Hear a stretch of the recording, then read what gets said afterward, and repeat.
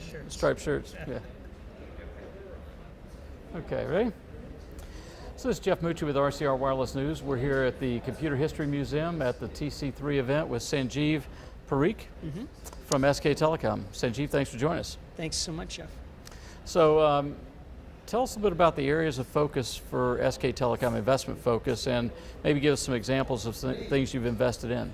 Sure. So for SK, right, we in the United States, we're more of an investment arm for SK, leveraging innovation across multiple different pillars, if you will. So the first thing that we do is we have an incubator that we run where it's a little bit different than, say, a plug-and-play model where these are pre-seed stage companies that we will invest up to $1 million, sometimes a little bit more, sometimes a little bit less. It's milestone-based investing.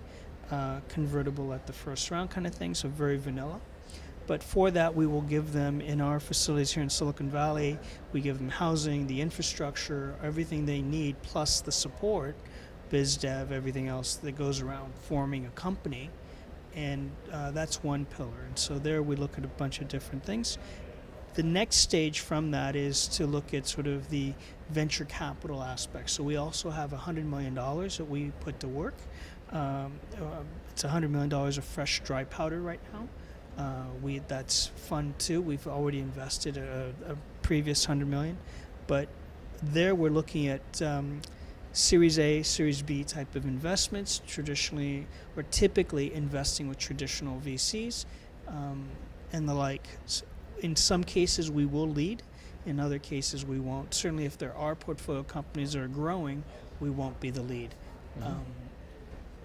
The other pillar, the third aspect of what we do is around business development, engaging with the innovation, because in not all cases do we want to be an investor or engage in a financial metric, but there are things that could be very intriguing for a young company, given that SK Telecom has an all IP-based back end, which is, it's not the case for many of the telcos here in the U.S. We run from 5G. The core all the way to the edge. It's all IP. All IP. Okay. Right.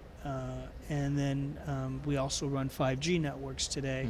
It's SK Telecom has been and has a reputation of being one of the world's most technologically advanced telcos and staying on the cutting edge.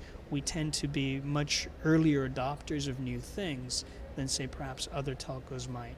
And then the last pillar that I also run is about a corporate development function where I'm looking to acquire companies anywhere from, say, up to about $400 or $500 million in value. We could do something bigger. We acquired, to give you some examples, a couple of years ago, SK Telecom acquired Hynix, which was in the chip manufacturer. But certainly SK Hynix has beaten all metrics by any standards up on Wall Street, and they're doing phenomenally well.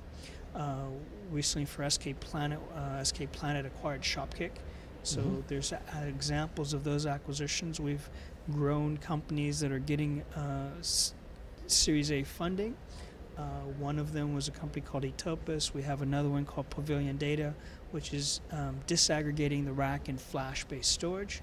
So there's some really interesting things around IT infrastructure that's going on.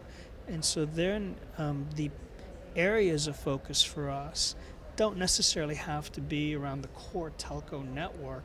We're willing to go we're not going to invest in a perfume business, obviously, but anything that's related around the technology that goes around that core telco is reasonable game for us. So that includes things around IT infrastructure. So software-defined networking, NFV applications, and so on, but certainly things that go into the cloud, network storage, data centers, and the like. Then the next major pillar for us is around the Internet of Things. Right. But there, and literally everybody wants to throw in the kitchen sink when they talk about IoT. For us, it's more about what's that platform play that cuts across, whether it's connected home, connected car, what the devices and the sensors, what have you. So there we're looking at things around the connectivity piece and enabling everything to communicate with each other. The third area of focus for us is around content and media. Right. The next generation of content, not so much around content delivery, but how do you make that content contextually aware? depending on if we're here and we've got a bunch of PCs and we have TV monitors everywhere, and you're watching something on your device, how do you sort of make that content saying that on your device it's one experience, but when you see that same content on the television, it's a different experience for the user.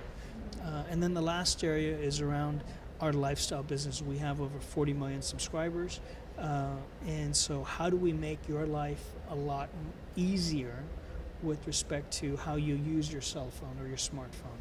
And in there, it's sort of things around mobile payments, mobile search, couponing, all the other things you might think of that go around help you manage your life through your mobile device. One area that we're focusing on is around industrial IoT. And 6 months ago, 5 or 6 months ago, you had the CEO of Bosch talk about transitioning from an industrial conglomerate to a digital company. That's right. And then this week, Jeffrey Imelt from GE talked about the future of IoT is around applications. Given that SK Telecom is a leader with the newest technology, what are the implications in your mind of industrial IoT? Well, certainly industrial IoT is the adoption of new technologies, and the revenue run rate is certainly much greater in industrial IoT, right? Consumers, we haven't adopted anything really, right? Is your house, internet enabled per se? There aren't many. I mean, yes, we have the Nest thermostat. Some people are doing that. So the adoption curve is certainly lagging tremendously behind the industrial adoption curve.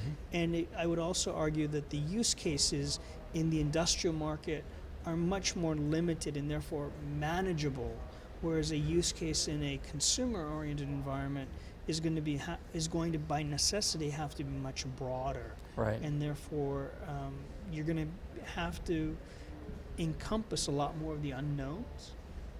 So it's going to be a little bit more challenging, I think, to figure that piece of it out. Certainly the industrial applications will take off, and we're seeing that. Right?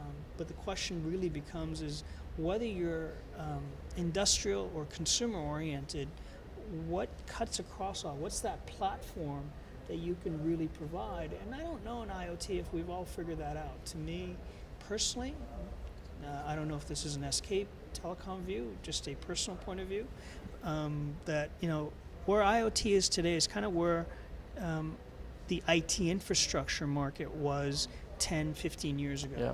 It's evolving, and ultimately I think IT infrastructure, all these things that we talk about, cloud computing and SDN, we're also in the same breath going to be talking about IoT as just another set of infrastructure that we've got to go manage along with that. Great. Well, thanks for your time. I know you've got to get to the airport. That. Thank you. Appreciate it. Thank you. That's perfect.